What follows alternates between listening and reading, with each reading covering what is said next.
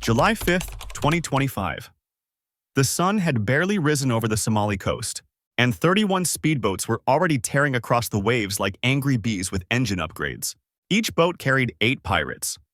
Not your amateur, flip-flop-wearing, satellite phone-carrying pirates. No, these guys were professionals. Battle-hardened, RPG-equipped, and high on the idea that America was just another slow-moving payday. In total, over 240 pirates, armed to the teeth, organized into attack teams, and moving like they'd trained for this. Because they had. Their target?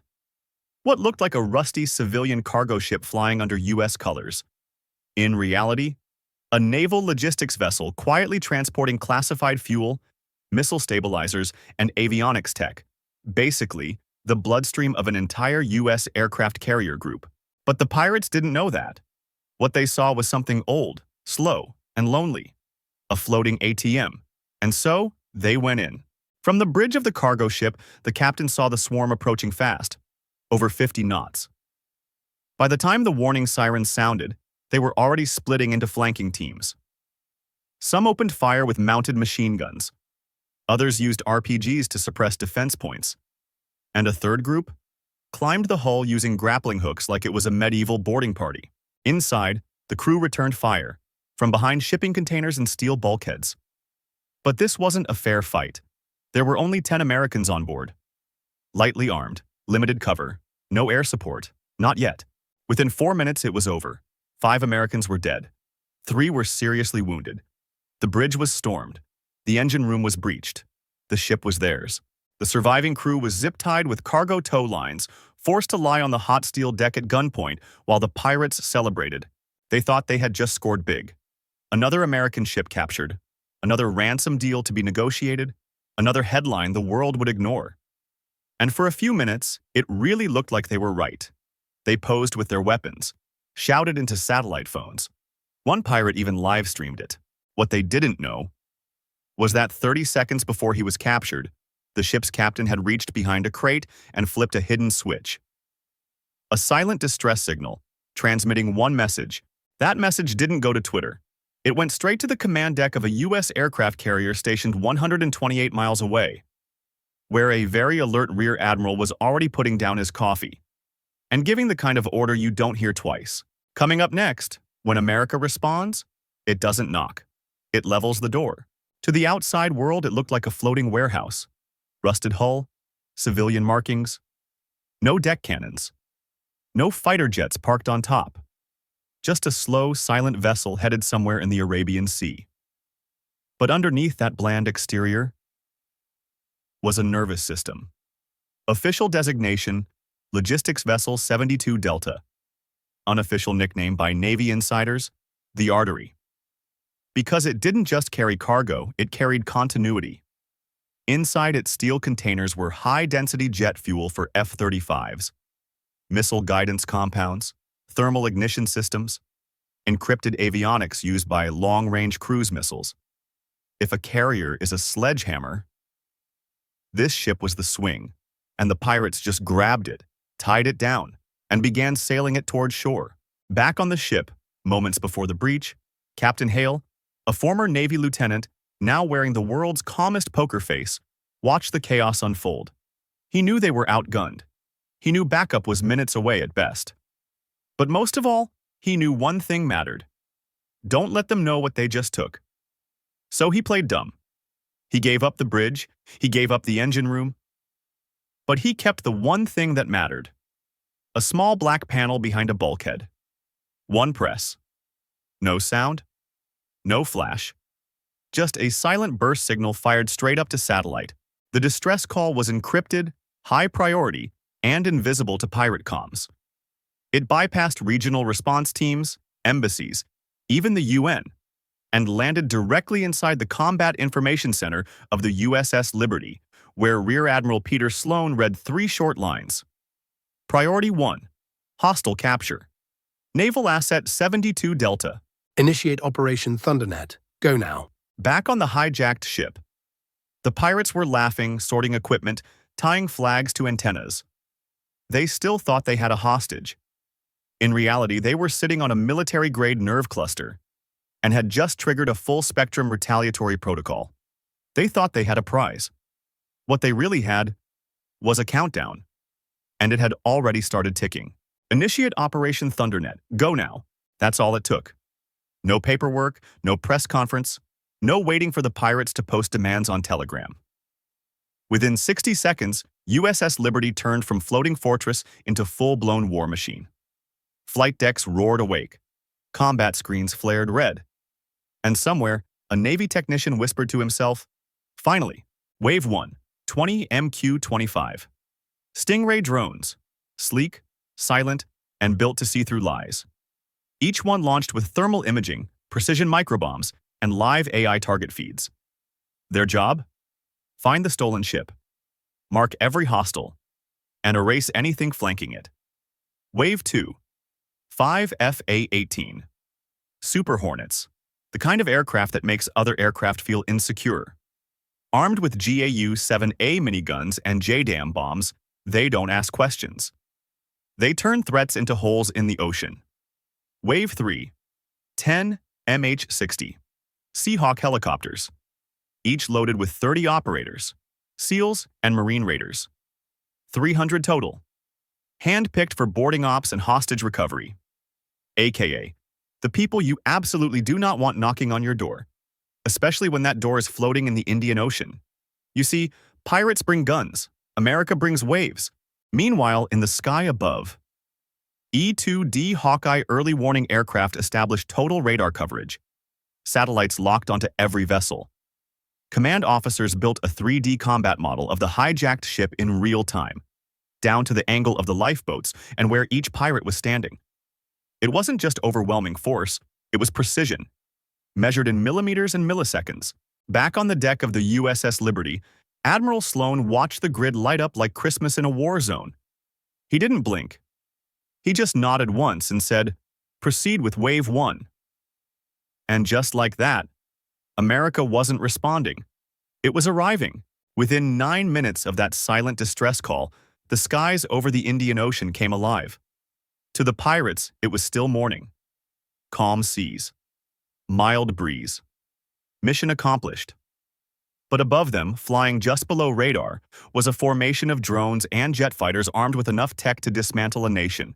And they were all pointed at one very unfortunate boat. 7:01 a.m. The hijacked supply ship, now crawling with pirates, was drifting steadily toward the Somali coastline, just 8.2 nautical miles away. 10 more minutes, and they'd vanish into the coastal maze they called home. But 10 minutes is a lifetime. When the U.S. Navy doesn't intend to wait. Let's begin the countdown. T-minus 3 minutes to contact. From the east, flying low and silent, came the MQ-25 Stingray drones. Not one, not two, 20. Like hawks scanning for movement. But these hawks carried microbombs and algorithms that made snipers look clumsy. They locked onto 4 pirate escort boats circling the hijacked ship, armed and ready to defend their prize. Bad choice. 12 seconds later, there were no more escort boats.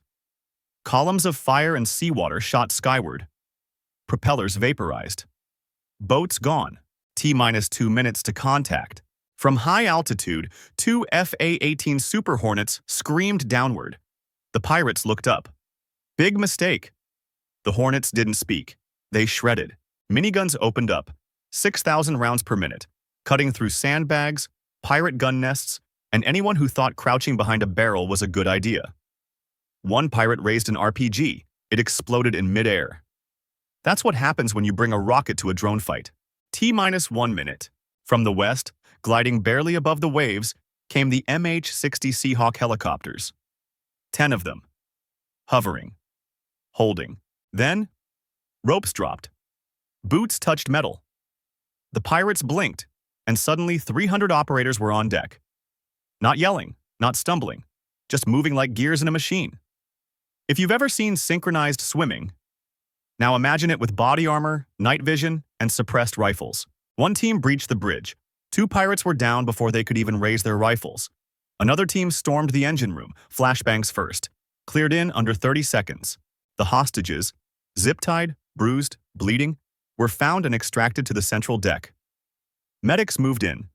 Wounded were stabilized. Operators set up a defensive ring in case someone got clever. But no one did.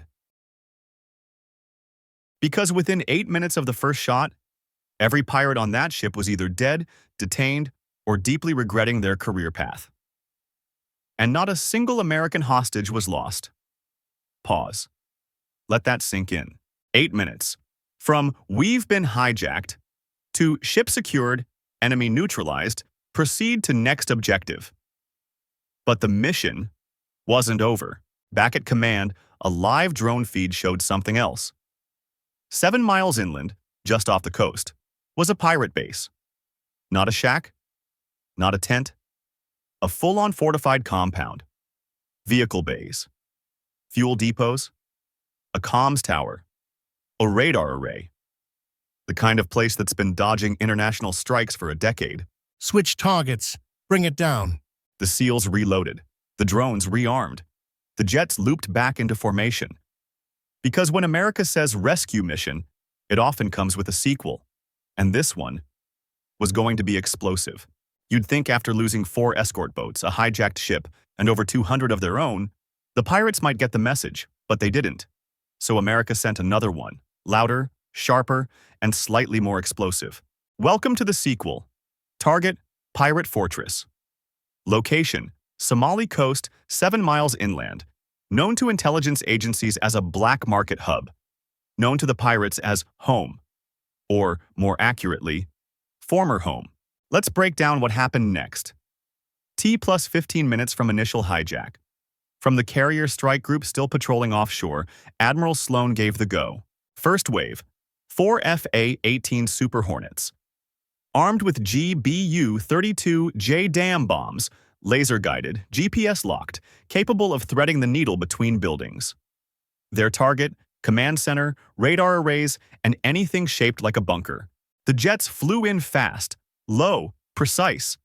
And then, silence broke. 1, 2, 3, 4 releases. Impact. Concrete collapsed like sandcastles. Comm towers shattered. Fuel tanks exploded with enough force to light up the coastline. Pirates scrambled. Some ran toward vehicles. Some dove for cover. Some just stood there, blinking. That's when the Reapers arrived. Not Grim Reapers. Worse, MQ-9 drones, each armed with Hellfire missiles, thermal tracking, and one very simple task: eradicate anything the bombs missed. They hunted bunker entrances, stockpile containers, escape tunnels. One Hellfire hit a weapons cache hidden under a storage shed. The resulting explosion triggered a cascade of detonations so big, even satellites picked it up. That was the moment the pirate base applied for early retirement, in ash form. But there was one final move. The boots-on-the-ground sweep. From the sky came 2 CH-53 helicopters, massive, loud, and filled with Marine raiders who were done playing subtle. They hit the smoking perimeter and spread like wildfire. Backed by drone feeds, using infrared goggles and overhead coverage, they cleared the compound alley by alley. There were no warning shots, no negotiations, only instructions. Confirm targets, clear fast. No survivors unless surrendering. And most didn't. By T plus 40 minutes, the pirate fortress was done. Erased? The final numbers? Over 500 pirates neutralized, dozens captured. 0 American fatalities. The place that had eluded global attention for a decade was now just coordinates on a very, very quiet satellite map. But it wasn't just about revenge. It wasn't just about taking back the ship. This was strategic. Because what the pirates did, even without realizing, was launch a direct strike on the Navy's global supply chain. This wasn't just about one stolen vessel. This was about the principle. If you touch America's logistics, you trigger the full machine. And this machine doesn't glitch, doesn't hesitate, and definitely doesn't forget. By 8 a.m., the entire pirate operation, the boats, the base, the bravado, had been converted into 3 things: rubble, smoke, a story that would echo through every war room on Earth. And the echo was clear. You hijack a U.S. ship, you don't just fight sailors. You fight satellites, drones, jets, operators, and the doctrine that says, don't touch the flag unless you're ready to vanish. Let's be clear. This wasn't just a hostage rescue. This wasn't a random flex or a show of strength for headlines. This was a recalibration.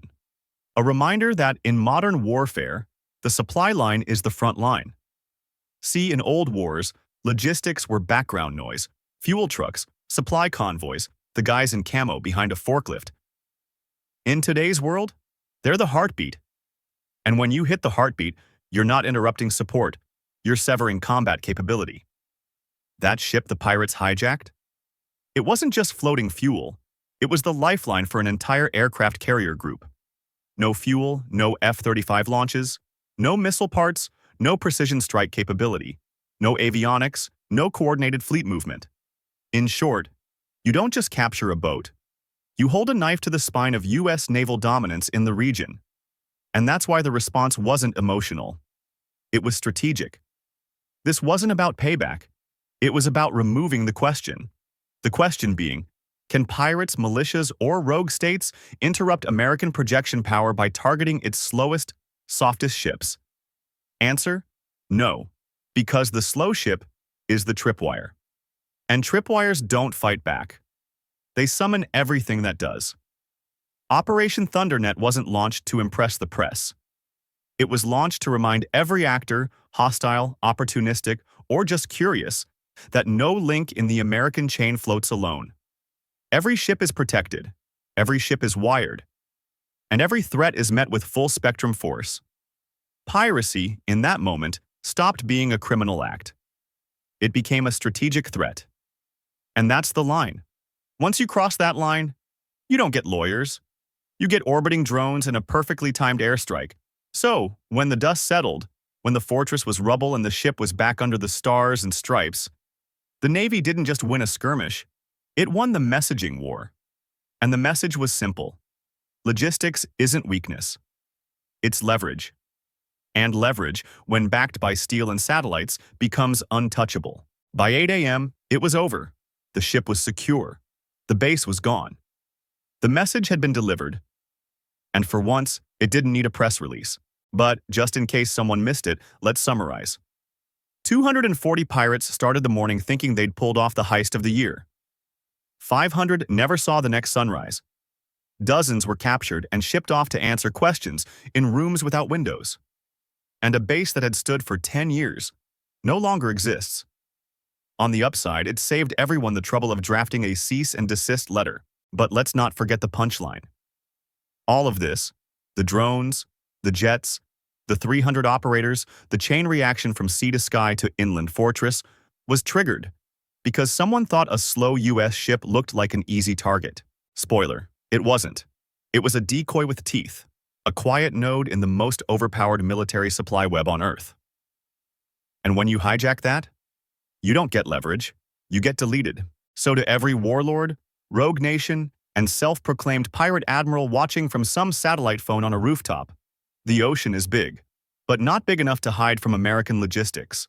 You can move fast, you can plan deep, but if you ever touch that flag, the reply won't be diplomatic. It'll be digitized, synchronized, and delivered at 2,000 feet per second.